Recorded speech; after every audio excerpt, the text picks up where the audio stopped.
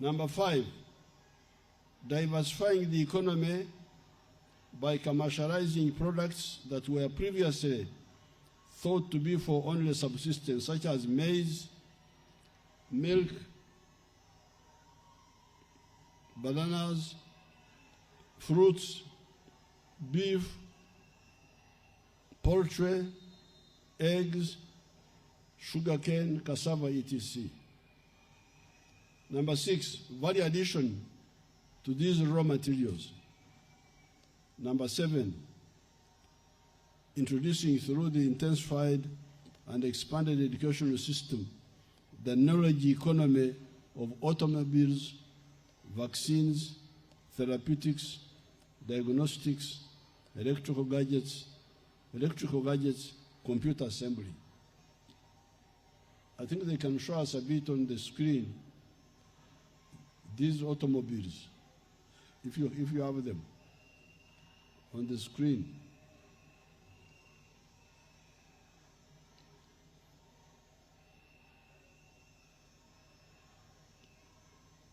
When you get them, put them on. What does this mean?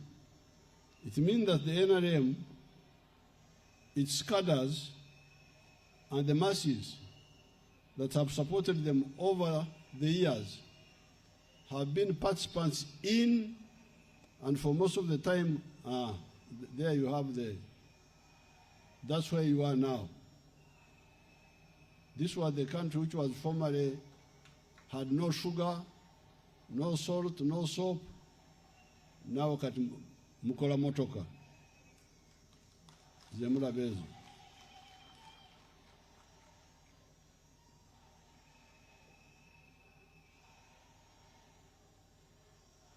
So, most of these years, the NRM has been participants in, and for most of the time, leaders of the efforts to liberate Uganda from sectarian fragmentation and political collapse, ensure its economic recovery, ensure the growth and expansion of its economy, ensure that the start of socio-economic transformation of society starts so that Uganda becomes a modern country and starts the struggle for the economic and political integration of Uganda into Africa so that the wealth creators of Africa have a reliable market to absorb their products. So the NRM has been involved in all these efforts. Liberation, stabilization, transformation, all of them. NRM involved or leading most of the time. What have been the consequences of this? The consequences have been liberation, democratization, peace, and an economy that is now $61 billion by the foreign exchange method and 172.2 billion by the PPP method. The economy has expanded 16 times since 1986, from $3.9 billion, according to the Ministry of Finance, to what it is now. This means that Uganda is now a lower middle-income country with a GDP per capita of $1,263 for its population of 46 million people. This means that Uganda is no longer a least developed country, LDC. You can look at all the other statistics. I didn't want to divert you today by quoting the usual statistics of inflation, rate of growth, but you can look at them. Look at all these statistics. They are good, if not excellent, in many cases. However, we can do much better, especially if we eliminate corruption. So, this is what we have achieved. What then is next, and why am I coming forward to respond to the millions of Ugandans who have been ordering me with the slogan, Tova Kumein, Babade Bandagira.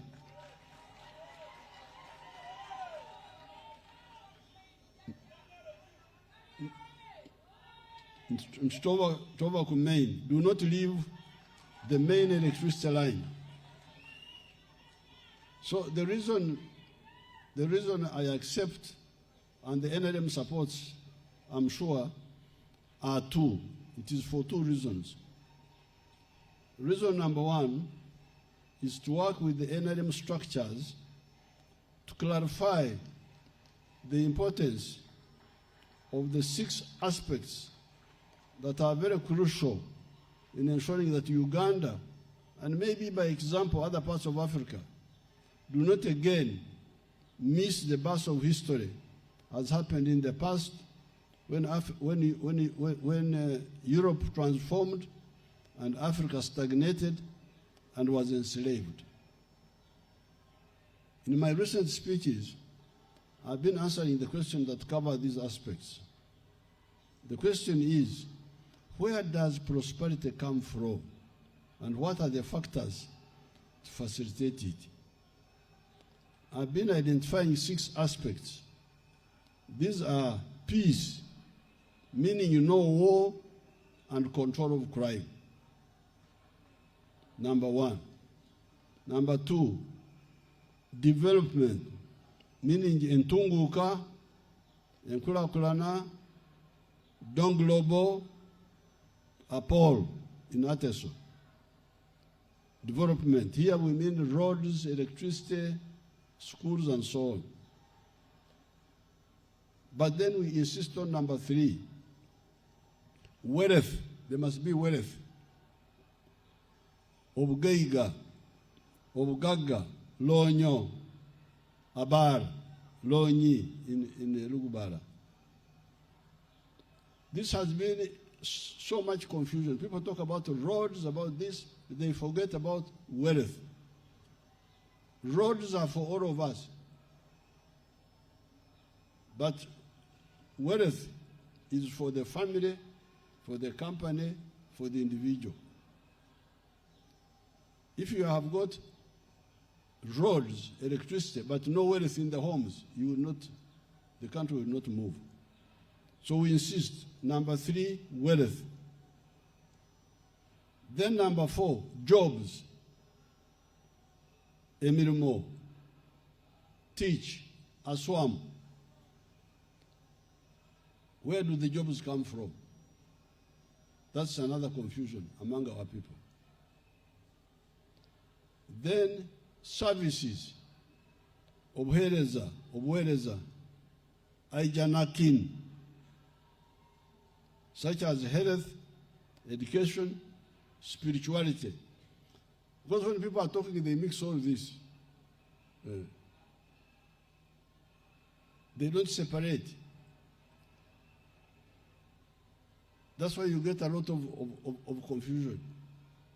And the NGOs in the past also were adding to the confusion. In the 1960s, you would hear them talking of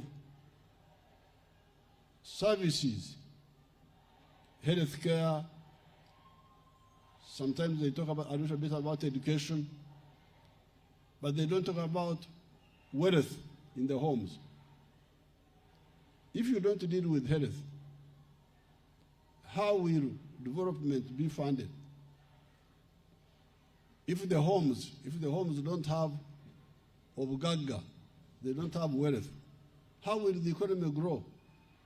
You build roads, what do the families put on the roads? And those roads are built with borrowed money from abroad.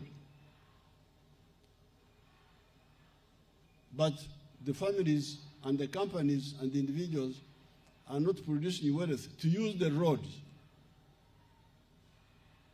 This is what we don't agree with. And markets for our products through regional integration. If you produce, where will you sell? In the coming days, I'm going to say more about this issue. You will hear more about this issue of the markets. So therefore here, in this Sanja, I ask you to emphasize these 6 points. Peace, number 1.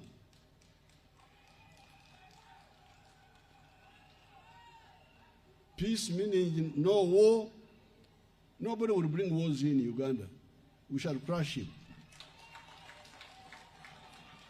But also crime. Crime must also be controlled. Because you may not have war, but you have crime. Crime also will disturb people. Secondly, enkulakulana, development, meaning the roads, the electricity, very good. But thirdly, wealth. Every home must have wealth in the home. The wealth is personal and private. So is poverty. The poverty is yours. Don't take a mwavu was a city mwavu. Don't put me in your poverty because I'm not. So that's why we tell all families, all individuals, please. Ati omusoga ya chikobeira. Omusoga yako wanti akange kakera kaife. Mwali mchurideko. Nto omusoga yakoba. Nto akange kakera kaife. Mine is better than ours. So, number one, peace. Number two, development. Number three, wealth. Wealth is not the same as development. Here in Kampala, development is everywhere. Roads, some are downstairs, some are upstairs. But there is poverty in the ghetto, these children of the ghetto. Banabana ba ghetto. Babade mbwavu wade enkulakulana yetolode wonna. So that's why we must stop this diversion when people are just. So number 4, jobs, emirimu gisangibwa. Number 5, obuweereza, services, health, education, spirituality, by pastors. They are providing your service.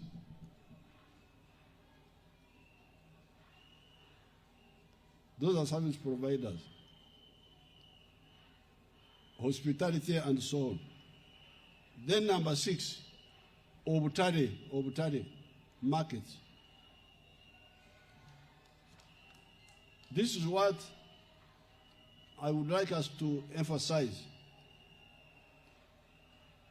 This understanding helps us to, for instance, understand where the majority of the jobs in a developed country come from. It is from the private sector. Commercial farming, factories, services such as hotels, transport, etc., and ICT, not from the government. Because if people don't understand where the jobs are, tulekanira bwerere kubanga abantu abasinga bungi balowooza nti emirimu girina okuva mu government. So ng'emirimu gya gavumenti tegimala kubanga owegombolera omu, ow'omuluka omu, diisa omu. So where are the jobs? Ne bw'ogenda mu masomero waliwo ekikomo, mu ddwaliro waliwo ekikomo kya abakozi ba gavumenti. So we must be clear, the NRM must tell every home that please, the majority of the jobs are not from the government.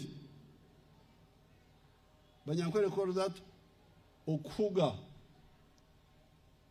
to be diverted. Instead of looking the right way, you are looking in the wrong way.